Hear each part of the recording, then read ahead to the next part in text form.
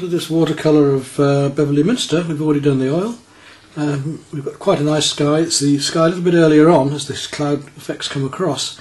So we're going to work on the sky first as normal. I need to leave some texture in here for the leaves and things as well.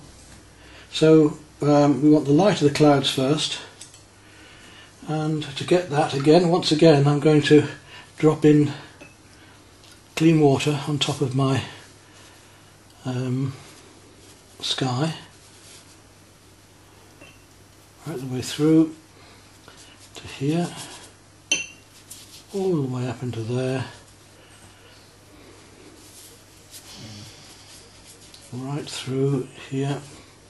So we're going down the side of the towers, all the way around the silhouette, and look along the paper to make sure we've got water on everything. If I do that, in fact, I notice now that I've missed some quite big chunks, so it's important that you get down and look along the paper, otherwise you could easily miss. Right, now I want a little bit of raw sienna into my clouds, not a lot, but just softly, a little bit of raw sienna, giving a golden glow back there.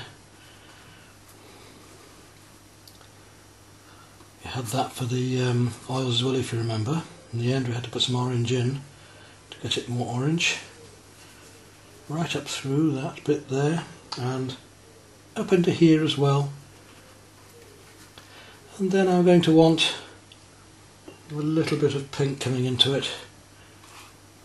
Just let that flood out right up through here. So now just a little touch of rose, not much, just a little bit of rose into there.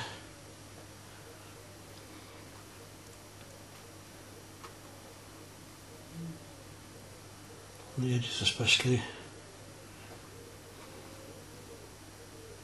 Going to do all this while it's still wet.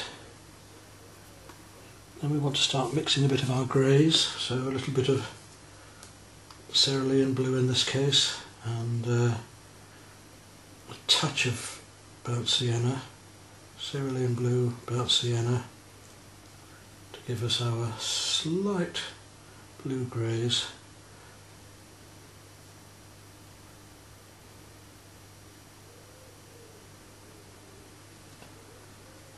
Let that spread out, just tickling it along, so we leave light areas in between. And as it's on a slight tilt, it means that we're going to get the paint just dribbling down a bit, right through those towers there, across here, through the background there, a little bit into these clouds here, just fluffy effects. Got to do it while it's still all wet, this is the problem. Down here,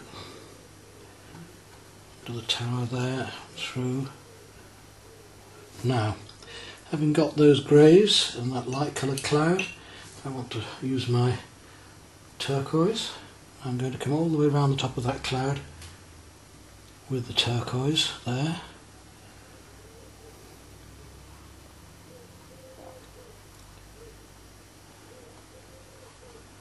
A little bit stronger than you might expect, because we know, again I keep saying, we know it's going to dry lighter. Just bring that into those clouds, through in between here and these. Yeah. And then onto the cerulean immediately, because I want to drop that cerulean in, which is a bit warmer. Round and through here.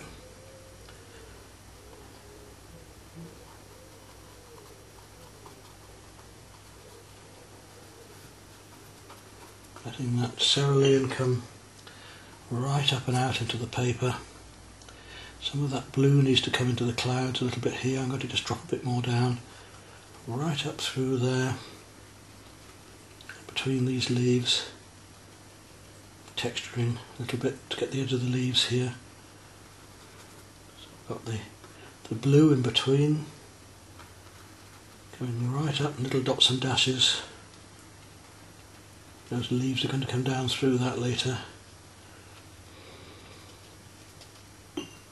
Cerulean, beautiful cerulean blue, quite strong up and into there.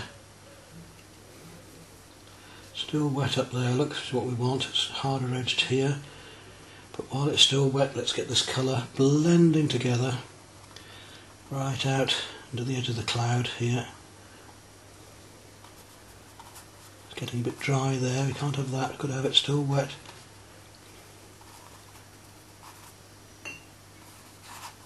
Put some more water on there to keep it wet. Cerulean blue come down strongly. It's got dry there, and I mustn't have dry paper, I've got to have wet into wet at the moment. It's got to be wet into wet. Down the edge of these leaves, right up and around that sky, coming into there quite strongly, all the way down through here. Now I've got to go to my cobalt, and quite strong again, mix up a good mix of cobalt. Drop that cobalt in so that it comes down around the clouds. Lovely and strong here, all the way. That tape stuck down.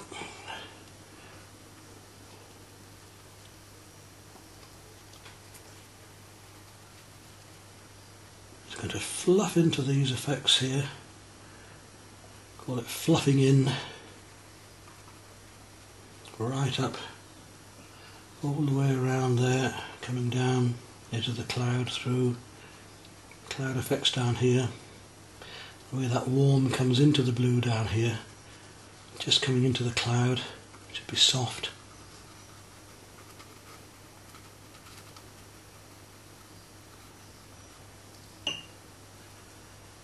And that blue comes strongly into the wet up here as well.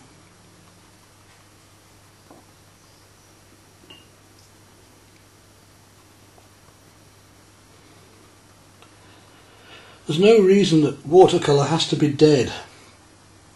No reason that watercolour has to be like a piece of gauze over it. We can make it as beautiful and as colourful as we want. We can get the effects we want just the same way. Wet into wet there. Quite strong. Blues coming down through and into the sky. Lovely mottled effect we want to get. These lighter clouds coming down. And then we just let it dry again. There we go.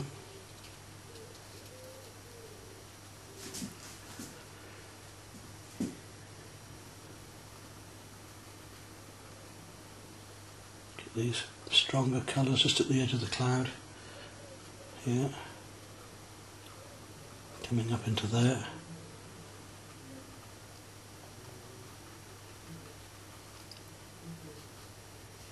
And that where the paper's cockled slightly here, giving an interesting effect, but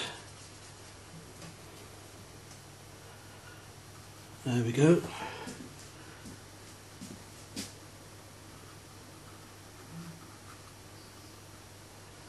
A little bit stronger on top of that cloud.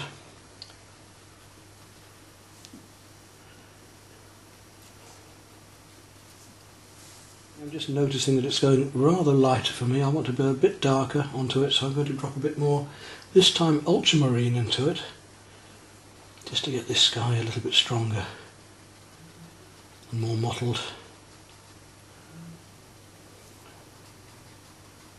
These effects of these clouds that we had with a little bit with the oil paint. There we go.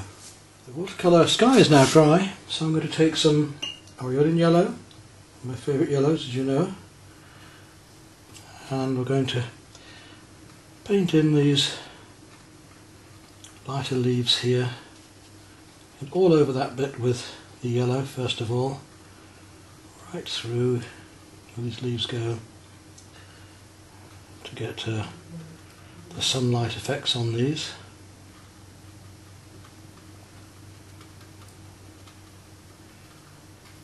Right through all of this area. Doesn't matter if we go over the blue a bit because it'll give us a green anyway, won't it? Get this dappled effect of these leaves.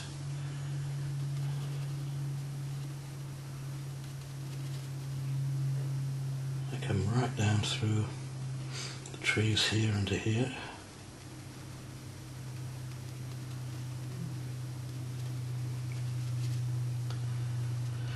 With watercolour we're always painting from light to dark, which is quite different to the oils we've just been using, where we can go any direction we want. And usually with the oils I'm working from mid-tones to darks and to lights. Right, we've got that effect of the leaves coming down there now. A bit of light left here and there. Didn't know I'd left those bits of white there, strange. Wasn't aware of those at all, how peculiar. There we are, let's soften them back a bit anyway so they don't stand out as starkly now. Right, and we're going to put some wet into this as well. I'll do a little bit of the cooler green first. Just going to drop that in and wet into wet edges before it gets too dry. That's given us the feeling of the cascade of the leaves, and later I can work into those. Now there's some darker areas I want, so I'm going to take a bit of sap green now and also drop some of that into the wet at the moment. I do want a lot of sharper edges for this as I go on, so it will change quite dramatically later on. Now, coming down here we have a much darker area, but I've still got to work from lights to darks, so I'm just going to drop in my colour all the way down around here, right around these leaves as well, and trees down to here. I may do a little bit later of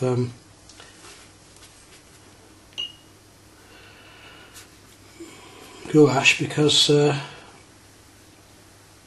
like to have some lighter colours against the dark on top, which I haven't left behind at the minute. I'm just going to lift off that bit of paint there, so we can do that with a wet brush, or a damp brush anyway. Now we start the darker colours. We've got a sort of blue-purple going on back here. I say a blue-purple. I say that because there we go. Because we've got these beech trees, these copper beeches that are behind there. I'm going to use a little bit of cobalt violet and some blue, and just drop in and around behind these trees. I can use the tip of the brush to get the feeling of the twigs as well, look. Need to lift a bit out there because I want a bit of orange there. Later. Beautiful mixtures of cool greens and warm greens.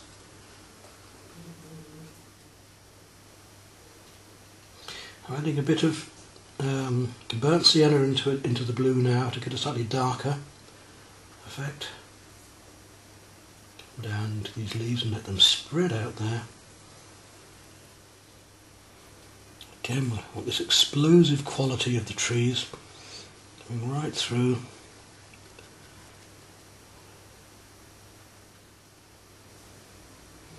Start to drop these really much darker colours in under the trees here, into wet. We're working our darks in gradually, just working up these lovely pale colours first of all in the distance, and then we'll gradually work up the darker watercolour shadows.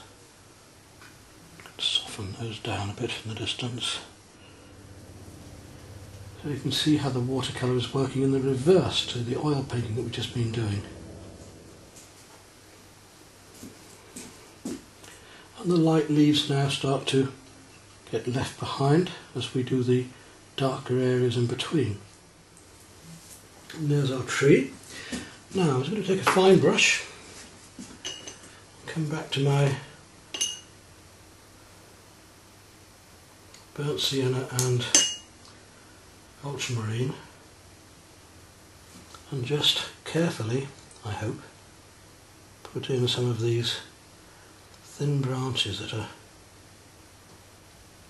crisscrossing here and holding up these various leaves. You can see the effect it makes. Look, it's rather nice. and it gives something for these leaves to hang on to. It gives the eye something for us to see as a tree. There we go then, gets the feeling of that. But our distant trees. Back here we need some reds. I'm going to take some cadmium orange, just drop it into there, through here.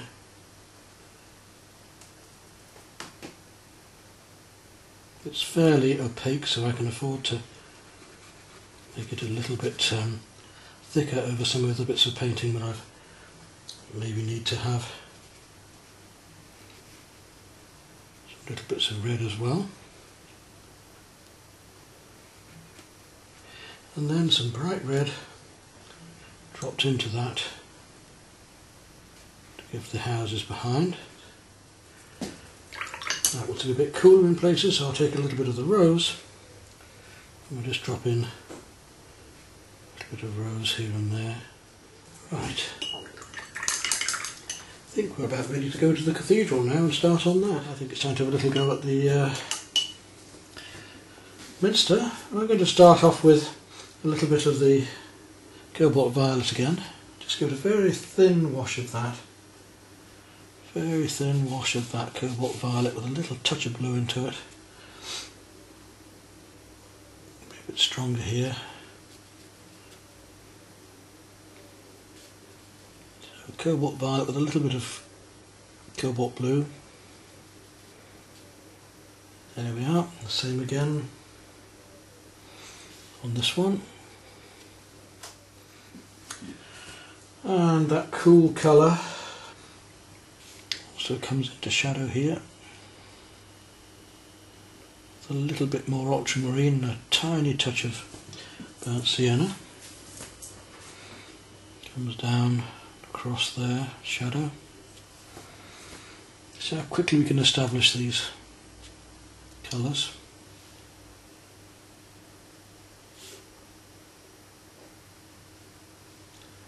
And we can just bring it out a few marks of shading from there. Go darker in there in a minute. Now this one here, we've put the cobalt violet on. Now I want to put drop a little bit of turquoise into that, just to reflect the sky a bit. And then there's a rather nice shadow going on just across there, cast by this, which is a little bluer.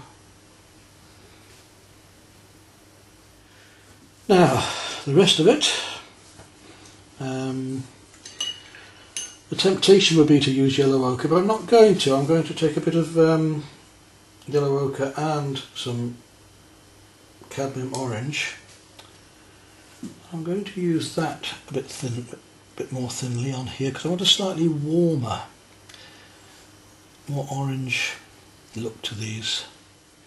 A little bit of orange coming down there on the roof. Now back to here, got the yellow coming down there, and I want to go a fraction warmer, so I'm now going to take a little bit of that rose and just drop it in down here.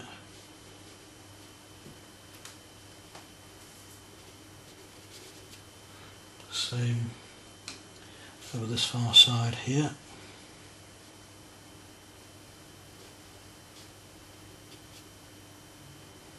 We'll take some cobalt violet in there in a moment as well. This is just to find our warmer tones. Right, now our mixture that we used earlier of a little bit of purple in it, of green and purple. Funny old mixture, but it's quite effective when it's used on here.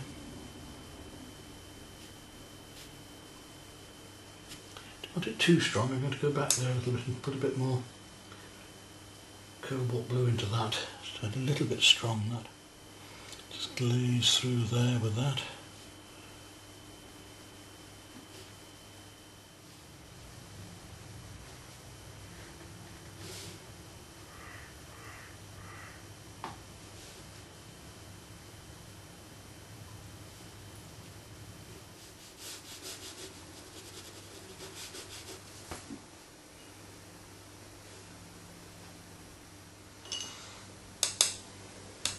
So we're playing warms and cools together again. I'm using cobalt blue again here now. Let's go to a little bit of ultramarine now and go a bit darker.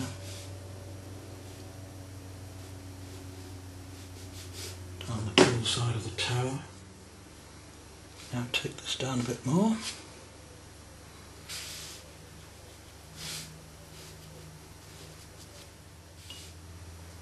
As I said earlier, we'll just make that shape there a little bit sharper.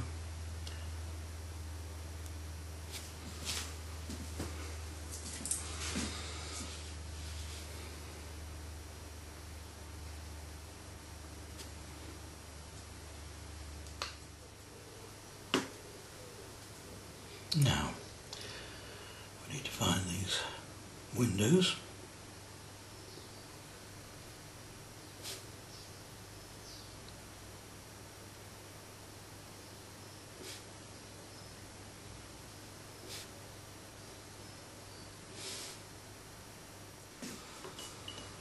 And I'd say again, we're almost there on the Minster.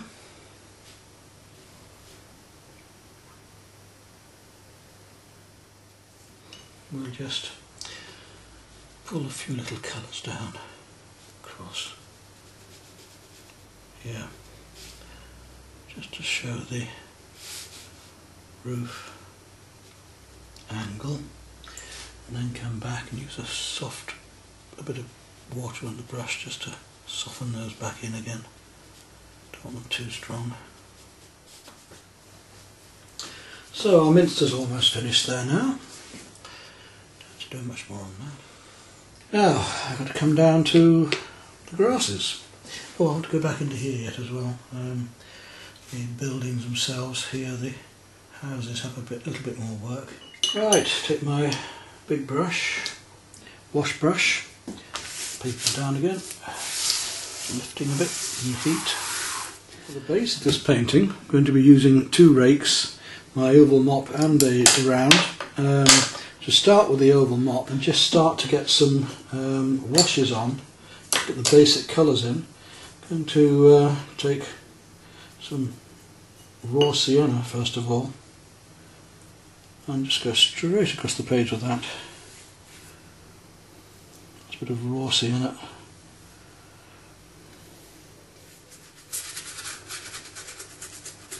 So we'll use some of the paper texture while we've got it there. Right, into that then, we'll go slightly warmer. I'll take a little bit of the Indian red, come back in and just drop that in along this top edge. So I've got my paper basically covered already. Take some cooler greens, a little bit of sap green, and we'll start dropping in areas of that, the foreground. Perhaps a little of the Oriolan yellow as well, because it'd be nice to have some slightly greener grass, yellower grass maybe, here. Look at the way that this goes. Through there. You can see it building up now as I go along. Come down to this stronger greens again. Now that was just with my oval mop. Let's go now to the larger, and while it's still wet I shall just start to drop in from light to dark and dark to light texture into the grasses. So this is called a rake brush, not a hake, a rake. Get these worms going as well. If we just dot and dash, we can get the heads of the plants, and as we come down, obviously we can get a bit stronger and longer, make them a bit longer. Gradually building up to match the background more. Get stronger and stronger here. I'll let that dry, and I'm going to go in with a finer brush and start doing more individual pieces. Just tidying up here these harder edges picking a few more leaf shapes where there are some darks against lights there, and I want to start bringing in darker shapes here of the grasses.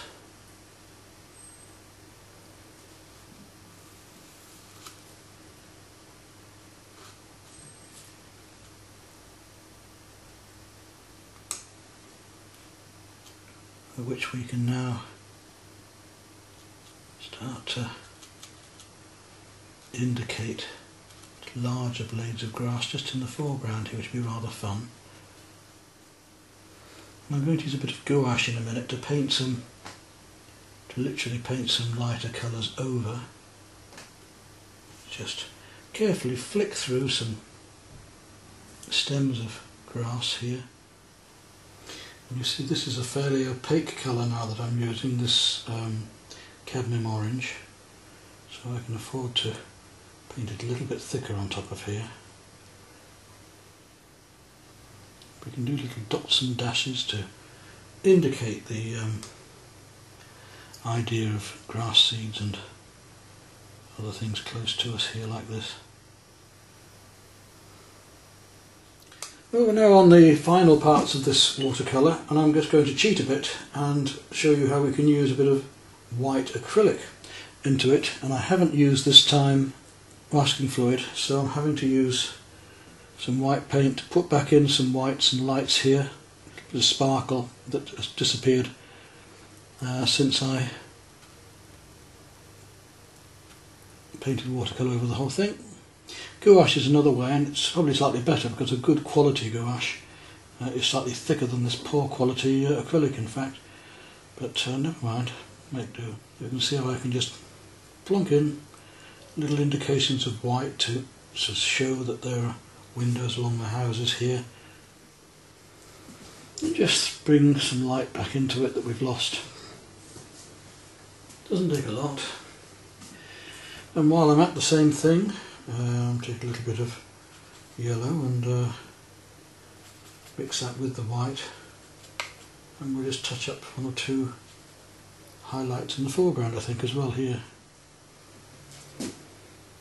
So we can use a technique like this just to make it look as if we've left some texture on the paper.